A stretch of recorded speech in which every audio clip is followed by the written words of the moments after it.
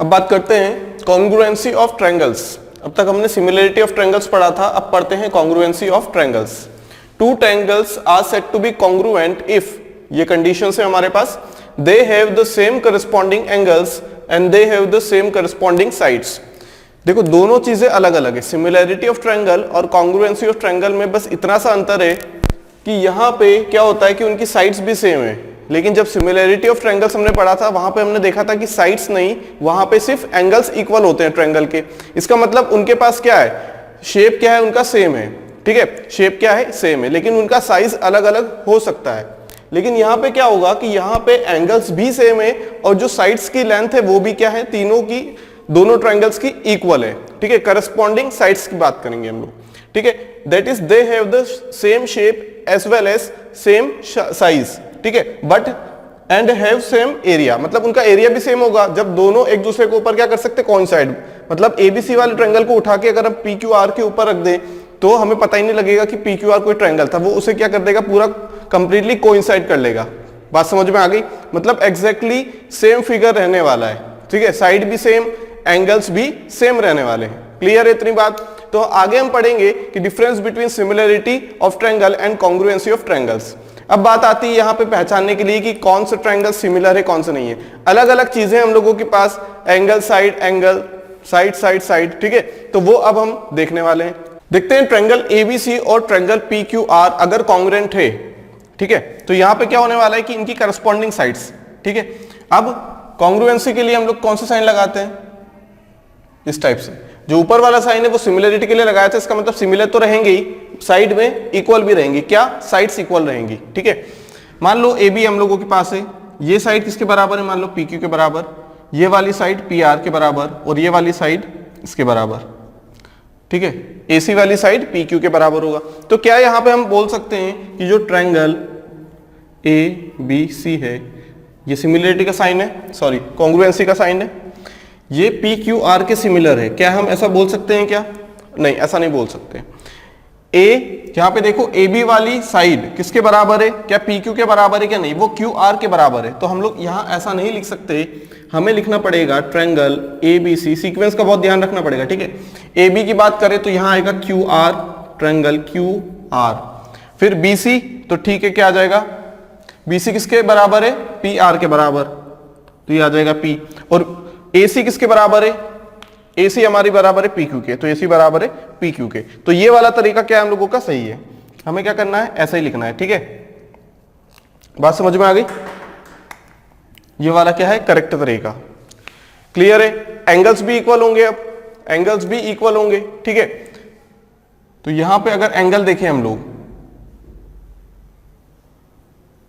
तो angle A किसके बराबर है, देखो एंगल क्यू के बराबर होगा।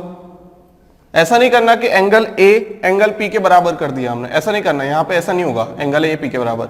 जो साइड्स हमें दी गई है वहां से देखना है हमें, ऐसे लिख लेना है पहले, तो फिर देखना है एंगल ए किसके बराबर होना पड़ेगा, क्यू के बराबर। एंगल बी किसके बराबर होगा, देखो यहां से देखें तो बी होगा आर के बराबर और पी होगा सी के बराबर, पी होगा सी के बराबर। अब हम बोल सकते हैं कि ट्रायंगल ए बी सी, अगर ट्रायंगल एबीसी कॉन्ग्रुएंट है तो यहां पे हमारे पास ये कंडीशन आने वाली है। और डायग्राम देखेंगे तो हम लोग इस टाइप से डायग्राम बनेगा, हम लोग इसे क्या कर देंगे, ऐसे रोटेट करके यहां पे लगा देंगे, ठीक है। हम लोग इसकी मिरर इमेज जो रहेगी उसे भी बनाएंगे तो वो भी कोइंसाइड करेगा पी क्यू आर के ऊपर, ठीक है।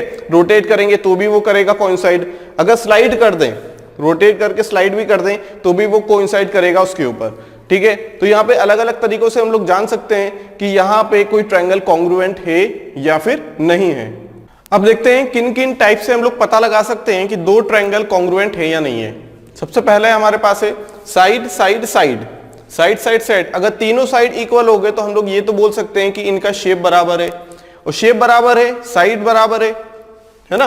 देखो साइड अगर बराबर है, मान लो ए बी बराबर है पी क्यू के, ए बी बराबर है मान लो पी क्यू के, ठीक है, दिया हुआ है ए बी बराबर पी क्यू। अगर ऐसा होता है तो हमें पता है कि अगर साइड्स इक्वल हैं, क्योंकि हमें पता है साइन रूल, वहां पे क्या, अगर साइड्स इक्वल है तो उनके अपोजिट एंगल भी इक्वल होंगे, मतलब ये वाला एंगल भी इक्वल हो जाएगा, हालांकि यहां बात नहीं करते हैं, लेकिन हमें कैसे भी करके क्या बनाना पड़ता है, तीनों साइड को इक्वल और तीनों एंगल को इक्वल। हम लोग ऐसा क्यों कर रहे हैं, ये कंडीशंस क्यों पढ़ रहे हैं, हमने देखा कि तीनों साइड बराबर है, जिसे हम लोग थ्योरम्स पढ़ते हैं, पता तो हमें प्रूफ तो आएगा, एग्जाम में भी हम लोग कर सकते हैं, लेकिन टाइम बचाने के लिए हम लोग क्या करते हैं, थ्योरम का यूज करते हैं डायरेक्ट याद करके। यहां भी हम लोगों को कंडीशंस तो वही बनानी है, तीनों साइड इक्वल, तीनों एंगल्स इक्वल, किसके लिए, कॉन्ग्रुएंसी ऑफ ट्रायंगल के लिए, ठीक है। तो यहां पे अगर हमने ये देख लिया कि अगर तीनों साइड इक्वल है तो हम ऐसा कोई थ्योरम नहीं है, लेकिन हम ऐसा बोल सकते हैं कि हाँ अगर तीनों साइड्स इक्वल हैं, करस्पॉन्डिंग साइड्स इक्वल हैं, तो हम लोग क्या कर सकते हैं, एंगल्स भी इक्वल बना सकते हैं, क्योंकि साइन रूल के हिसाब से, ठीक है। अगर साइड्स इक्वल हैं तो उनके अपोजिट एंगल भी इक्वल हो जाएंगे, जानते हैं हम लोग, क्लियर है इतनी बात। तो यहां से हमें एक चीज तो पता लग गई कि भाई साइड तो इक्वल है, उसके करस्पॉन्डिंग साइन से हमें पता लग गया, साइन रूल से, कि इनके करस्पॉन्डिंग इक्वल अपोजिट वाले क्या है, इक्वल है, क्या, एंगल्स भी इक्वल है। हालांकि यहां पे हम लोग बनाएंगे नहीं तो फिर तो वही वाली कंडीशन हो जाएगी कि हमें पूरा प्रूफ करना पड़ेगा, ठीक है। तो ये थ्योरम के हिसाब से हम लोग ऐसे याद रख लेते हैं, क्लियर। तो अगर हमें पता लग जाता है कि तीनों साइड क्या, कि अगर तीनों साइड किसी ट्रायंगल के बराबर हैं तो हम क्या बोल सकते हैं उन्हें, कि वो क्या है, कॉन्ग्रुएंट ट्रायंगल्स हैं। बीसी किसके बराबर है, क्यूआर के। अगर ऐसा है, इफ, ये कंडीशन है, ठीक है, इफ अगर ऐसा मिल जाता है हमें कहीं भी कि ए बी बराबर पी क्यू है, बी सी बराबर क्यू आर है, ए सी बराबर पी आर है, तो हम लोग ये बोल सकते हैं कि साइड की कंडीशन के हिसाब से हम इसे बोल सकते हैं दोनों ट्रायंगल्स को कॉन्ग्रुएंट है। बात समझ में आ गई, क्लियर है, ठीक है। अब आगे बढ़ते हैं साइड एंगल साइड के लिए। साइड एंगल, बीच में क्या है हम लोगों के पास, देखो बीच में क्या दिया हुआ है, बीच में दिया हुआ है हमें एंगल, तो बीच में ही रखना है, नोट दिया हुआ है, the angle involve must lie between the sides. जिन साइड्स की हम बात कर रहे हैं, ए बी बराबर, किसकी बात कर रहे हैं, ए बी बराबर पी क्यू की बात कर रहे हैं, बी सी बराबर क्यू आर की बात कर रहे हैं। यहां तो हमें दो ही चीज पता है, लेकिन हाँ हमें एक एंगल भी तो पता है, हमें एक एंगल भी तो पता है, ये वाला, अगर ये बराबर हो जाते हैं, अगर ये बराबर हो जाते हैं, मतलब ये जो एंगल बी है और एंगल क्यू है, अगर ये क्या हो जाते हैं, अगर बराबर हो जाते तो हम बोलेंगे कि यहां से ये क्या, कॉन्ग्रुएंट है। हमने सारी कंडीशंस नहीं देखी कि तीनों साइड बराबर है, तीनों एंगल इक्वल है, सिर्फ हमने इतनी कंडीशन देखी कि अगर साइड एंगल और एक साइड इक्वल है तो हम बोल देंगे वो कॉन्ग्रुएंस है। क्यों, क्योंकि हमें पता है कि अगर यहां पे ये साइड इसके साइड के बराबर है तो इसके अपोजिट में जो एंगल है वो भी बराबर हो जाएंगे, मतलब एंगल सी बराबर एंगल आर हो जाएगा। बीसी बराबर क्यू आर है तो इनके अपोजिट वाले एंगल भी बराबर हो जाएंगे, क्लियर। तो ये और ये दोनों एंगल बराबर हो गए और ये वाली साइड एंगल भी बराबर हो गया, तो एंगल हमने बराबर कर लिए। अब बची कौन सी साइड, अगर दो साइड इक्वल होती है तो अपने आप ही तीसरी साइड क्या हो जाएगी, इक्वल हो जाएगी। बात समझ में आ गई। अगर एंगल बराबर है तो, क्योंकि पहले हमें एंगल देखना पड़ेगा, एंगल हमने देख लिया कि बराबर है तो फिर हम जाएंगे साइड पे, क्लियर है इतनी बात। तो यहां से हम लोग बोल सकते हैं कि triangle ABC is congruent to triangle PQR by side angle side condition. सिर्फ ध्यान देने वाली बात इतनी है कि यहां पे जो एंगल इन्वॉल्व होगा दोनों साइड के बीच में होगा। ऐसा नहीं कर सकते हम लोग कि एंगल सी ले लें या एंगल ए ले लें। बात समझ में आ रही है। अगर साइड लिया है तो फिर एंगल लो फिर साइड लो, ठीक है। अगर ये वाला एंगल लेना तो ये वाली साइड बराबर करनी पड़ेगी, तब जाके साइड एंगल साइड लगा पाएंगे हम लोग। अब बात करते हैं एंगल साइड एंगल की, ए एस ए की। एंगल तो सबसे पहले एंगल होना चाहिए, फिर साइड होना चाहिए, फिर एंगल। मतलब दो ऐसे एंगल देखना है जिनके बीच में साइड लेनी है, ठीक है। जैसे एंगल हम लोगों ने मान लिया, मान लो एंगल ए एंगल बी, तो साइड ये वाले लेंगे, ना कि ए सी ना ही बी सी। दो एंगल बने हैं उनके बीच की साइड लेनी है। अगर एंगल ए बराबर एंगल पी होता है और एंगल बी बराबर एंगल क्यू होता है तो पी आर बराबर है अगर, तो हम बोल देंगे कि एंगल साइड एंगल, मतलब एंगल इक्वल है फिर साइड इक्वल है फिर एंगल इक्वल है। हाँ, इसका मतलब ये क्या है, कॉन्ग्रुएंट ट्रायंगल्स हैं। बात समझ में आ गई भाई। दो साइड दो एंगल इक्वल है तो ऑब्वियस ही बात है तीसरा एंगल इक्वल हो जाएगा यहां से, है ना। तीसरा एंगल इक्वल हो जाएगा। अब ये एंगल और ये एंगल इक्वल है तो अपोजिट साइड भी इक्वल होगी। जब ये वाली साइड तो पता है हमें, जब ये वाला एंगल भी इक्वल है तो अपोजिट साइड भी इक्वल होगी। तो सारी 6 की 6 कंडीशन, एंगल्स तीनों एंगल इक्वल, तीनों साइड्स इक्वल, यहां से हम लोग देख सकते हैं, ठीक है। तीन चीज पता है, एंगल साइड एंगल अगर हमें पता लग जाता है तो हम लोग क्या बोल देंगे, यहां से कॉन्ग्रुएंट है, बिना बाकी की तीन चीजें जाने। बात समझ में आ गई, क्लियर है। तो यहां से एबीसी ट्रायंगल है, कॉन्ग्रुएंट है ट्रायंगल पी क्यू आर के। नोट करने वाली बात यहां पे है कि जो एंगल लिखे हैं ना, इनके बीच की एक साइड होनी चाहिए, साइड होनी चाहिए हमेशा बीच में होनी चाहिए। ऐसा नहीं करना एंगल एंगल साइड, ये एंगल ले लिया, ये एंगल ले लिया, ये साइड ले लिया, ऐसा नहीं चलेगा, ठीक है। जो साइड लिखी है बीच में, अगर बीच में साइड लिखी है तो बीच वाली साइड लेनी है। अगर बीच में एंगल लिखा है साइड एंगल साइड में तो बीच में ही एंगल लेना है, ठीक है। इंपॉर्टेंट चीज है ये, ध्यान रखनी पड़ेगी। अब आता है राइट हाइपोटेनियस साइड, ठीक है, आरएचएस। इसका कहने का मतलब क्या, देखो आरएचएस राइट की बात कर रहा है, इसका मतलब 90 डिग्री तो होगा, मतलब एक एंगल तो हमें पता लग गया क्या है, 90 डिग्री, ठीक है। अब बाकी की जो साइड्स है, चाहे हम बोल दें यहां पे और क्यों लिखा है, देखो ए बी और पी क्यू, मान लो ए बी और पी क्यू बराबर है, ठीक है। कोई भी दो साइड हमें बराबर करनी है, ठीक है, कोई भी दो साइड बराबर करनी है। ये एक्चुअल में टाइप किसका है, साइड एंगल साइड का, ठीक है। इसमें जरूरी नहीं है लेकिन ऐसा करना कि क्या 90 डिग्री बीच में होना चाहिए, एंगल बीच में होना चाहिए, ठीक है। कंफ्यूजन होगा इसलिए इसका नाम दे दिया गया है राइट हाइपोटेनियस साइड, क्योंकि यहां पे एक राइट एंगल है, क्लियरली पता लग गया हमें, एंगल बी बराबर एंगल क्यू बराबर 90 डिग्री है। ए बी बराबर पी क्यू कर दिया हमने, और बी सी बराबर क्यू आर कर दो। नहीं करना है तो एक काम करो, मत करो, हटा दो इसे, नहीं लेना है तो हटा दो इसे।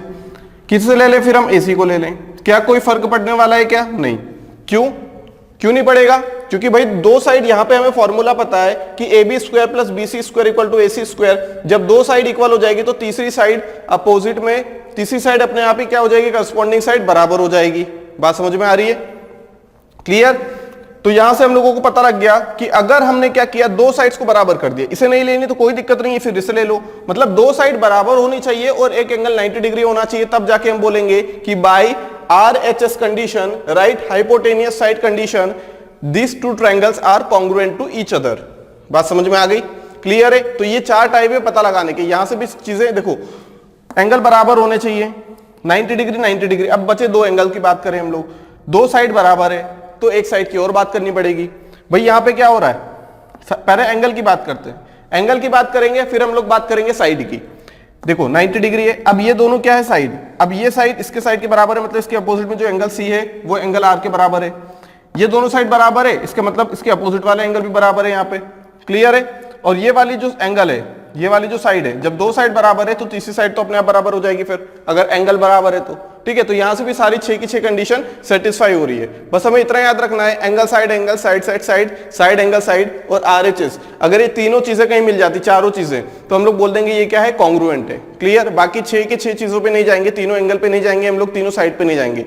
अगर इतनी बात पता लग गई तो सिर्फ एंगल साइड और एंगल हमने देख लिया कि हाँ यहां पे हमें दिख रहा है कि एंगल फिर साइड फिर एंगल तीनों बराबर बन रहे हैं, तो हम लोग बोल देंगे वो ट्रायंगल क्या है, बराबर है। बात समझ में आ गई। अगर यहां ऐसा हो जाता है, अगर यहां पे कैसा हो जाता है, मान लो ये एंगल यहां पे नहीं है,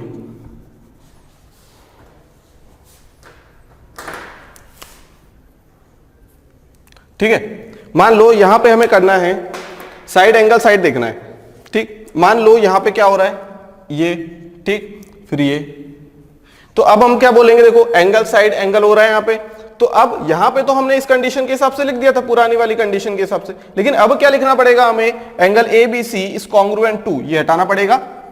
एंगल देखो कौन सा है, एंगल A P के बराबर, ये Q हो जाएगा।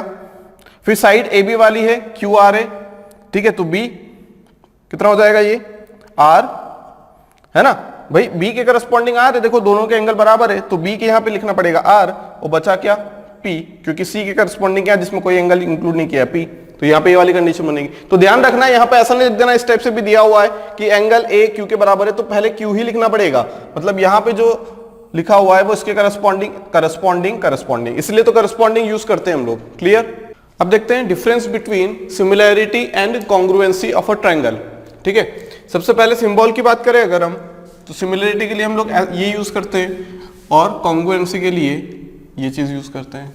ये मान लो एंगल के लिए है, ये भी एंगल बराबर होनी चाहिए, और ये साइड्स के लिए मान लेते हैं हम लोग, ठीक। एंगल्स की बात करें तो सिमिलरिटी में एंगल्स क्या होते हैं, सेम होते हैं। एंगल्स क्या है, सेम है, मतलब दो ट्रायंगल है अगर हम लोगों के पास ABC और PQR, तो जो एंगल A रहेगा वो एंगल P रहेगा, या फिर एंगल Q या फिर एंगल R, मतलब तीनों एंगल्स क्या होने चाहिए, इक्वल होने चाहिए। यहां भी कॉन्ग्रुएंसी में भी हम लोग बोल सकते हैं कि दो ट्रायंगल्स के बीच में जो एंगल रहेंगे वो करस्पॉन्डिंग एंगल्स जो रहेंगे वो इक्वल रहेंगे। साइड्स की बात करें तो यहां पे साइड्स क्या रहेंगी, नॉट इक्वल, या फिर हम ऐसा बोल दें इसे डिफरेंट रहेंगी। साइड्स क्या है, डिफरेंट, अलग अलग। इक्वल भी हो सकती है, इक्वल भी हो सकती है। अगर ऐसा हो गया, इक्वल हो गई, तो वो क्या कहलाएगा, वो सिमिलर भी कहलाएगा और वो कॉन्ग्रुएंट भी कहलाएगा। ठीक है, यहां पे एक चीज लिखी हुई है, a congruent triangles are similar but vice versa is not true. ठीक है, कहने का मतलब क्या है कि जो ट्रायंगल कॉन्ग्रुएंट है वो सिमिलर तो रहेगा ही। क्यों रहेगा? क्योंकि सिमिलरिटी में सिर्फ एक ही खासियत है कि एंगल्स बराबर होने चाहिए। कॉन्ग्रुएंसी में ये खासियत है कि एंगल्स भी और साइड भी बराबर होने चाहिए। इसका मतलब ये सिमिलर तो रहेंगे, लेकिन जरूरी नहीं है कि जो कॉन्ग्रुएंट ट्रायंगल हो वो सिमिलर है। क्यों? क्योंकि यहां पे कंडीशन क्या है, एक कंडीशन तो सेटिस्फाई हो रही है दोनों में कि एंगल्स बराबर होने चाहिए, लेकिन यहां पे दिक्कत ये है कि यहां पे साइड्स भी बराबर होने चाहिए, जो कि क्या है, सिमिलरिटी की प्रॉपर्टी नहीं है, अलग अलग भी हो सकती है। ठीक है, अलग अलग ही होंगी। ठीक है, साइड्स क्या है, डिफरेंट होनी चाहिए। अगर सेम हो गई तो हम लोग क्या बोल देंगे, उसे सेम हो गई तो हम लोग बोल देंगे कि वो क्या है, कॉन्ग्रुएंट ट्रायंगल्स है। ये भी सेम होनी चाहिए साइड। क्लियर? अब यहां पे जो शेप है वो सेम होना चाहिए। मान लो हम किसकी बात करें, ट्रायंगल की बात करें, मान लो ट्रायंगल की बात करें, सर्कल की बात करें हम लोग। मान लो ये क्या हमारे पास सर्कल है, तो ये क्या है, सिमिलर है, ये भी सर्कल सिमिलर है। बात समझ में आ गई? तो इनका शेप क्या होना चाहिए, सेम। और यहां पे तो ऑब्वियस सी बात है, शेप क्या होने वाला है, सेम होने वाला है। और साइज यहां पे क्या हो सकता है, साइज डिफरेंट होगा। दिख रहा है ना, साइज डिफरेंट है, एक छोटा एक बड़ा है। और यहां पे क्या होगा, साइज भी सेम होगा। मतलब यहां सारी चीजें सेम है, एंगल से लेके, साइड से लेके, शेप से लेके साइज तक। ठीक है, सारी चीजें क्या है, सेम है। और यहां सिमिलरिटी में एंगल्स सेम है, साइड्स अलग अलग हो सकती हैं, शेप सेम रहेगा, लेकिन जो साइज रहेगा वो अलग अलग है। क्यों? क्योंकि साइड अलग अलग है। ठीक है, ऐसा समझ सकते हैं, एंगल और ये भाई जब एंगल सेम रहेगा, मान लो हम लोगों के पास क्या है, ट्रायंगल है, छोटा वाला ट्रायंगल, ये 30 डिग्री है, ये 40 डिग्री है, और ये कितना है, इसे कितना मान लो, 70 डिग्री मान लो, और ये 80 डिग्री है।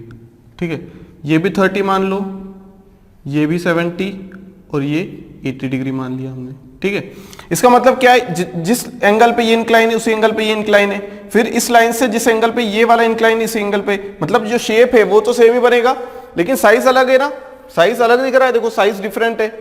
लेकिन यहां पे क्या होगा, कॉन्ग्रुएंटी की बात करें, कॉन्ग्रुएंसी की, तो यहां पे सारी चीजें सेम होंगी। भले ये 30 डिग्री, ये 30 डिग्री कर दो, ये 70 कर दो, ये 80 डिग्री कर दो, रोटेट करके, फ्लिप करके, किसी भी टाइप से हम लोग उसे खसका के एक दूसरे के ऊपर कॉन्साइड कर सकते हैं। बात समझ में आ गई? तो ये चीज क्या रहने वाली है, कॉन्ग्रुएंसी। तो समझ में आया दोनों में अंतर क्या है, ये इंपॉर्टेंट पॉइंट है कि अकॉन्ग्रुएंट ट्रायंगल इज सिमिलर।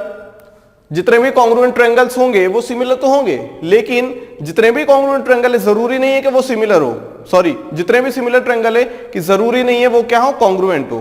क्लियर है बात?